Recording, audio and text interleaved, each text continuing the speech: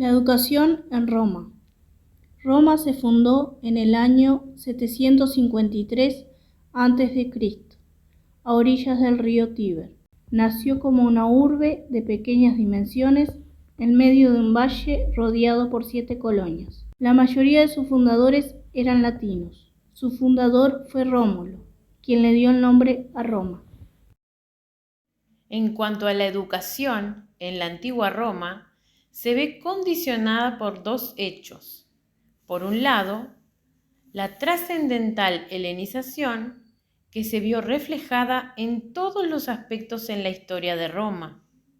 Y por otro lado, el sistema educativo romano, que está relacionado con la sociedad y la política.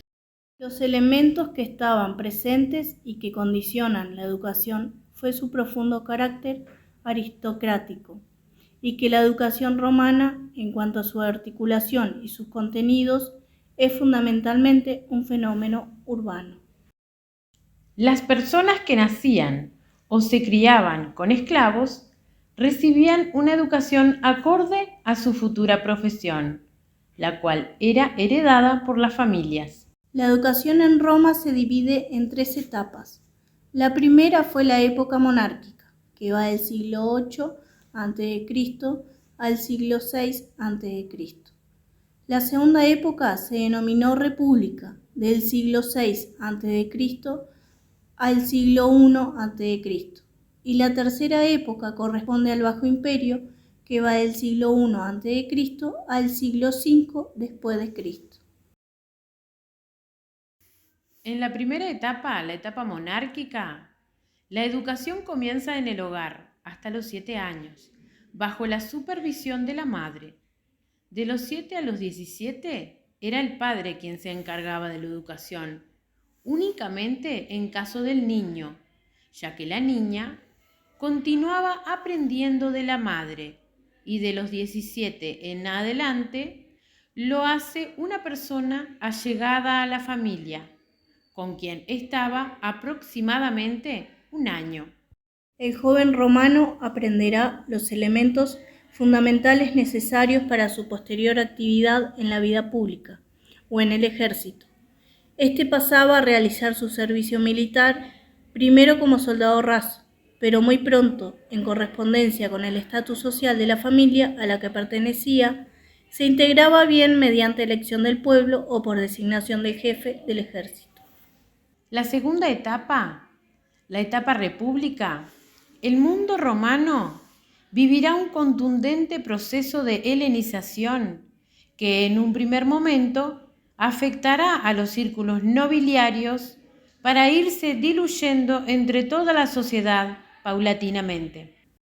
El proceso se acentuará tras la Tercera Guerra Macedónica, al difundirse la utilización del griego entre los miembros de la nobleza, al tiempo que un amplio número de retóricos y filósofos griegos desembarcaron en la península itálica, muchos de ellos como esclavos.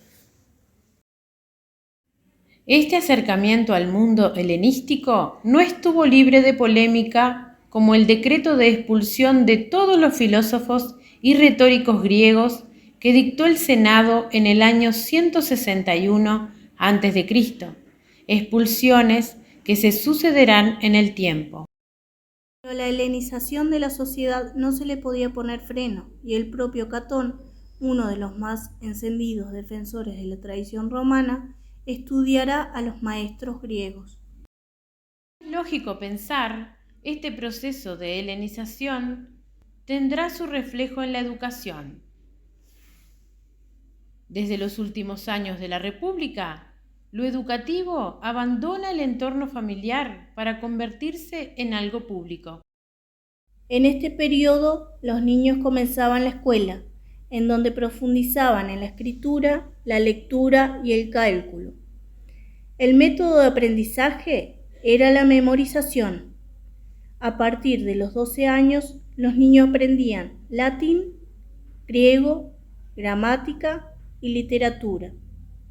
A partir de los 16, los adolescentes podrán aprender la retórica y así hablar en público, lo que les permitiría a los jóvenes poder llegar a los puestos más altos en los juzgados. El tercer momento de la educación romana, llamado imperio, estaría señalado por la imposición en todos los países bárbaros de Europa de los ideales de la cultura latina, la justicia, el orden, la paz, organizándose de un modo tal que permitió que se expandiera el espíritu romano. Roma supo implantar sólidamente la civilización helenística que ella misma había conquistado. Políticamente, el afán de Roma por hacer del mundo entero una patria única se redujo a reunir a vencedores y vencidos en una misma comunidad para asentar los valores de la civilización, del bienestar y del orden. Roma preparó a Europa para que en ella pudiera arraigar, florecer y perdurar el cristianismo.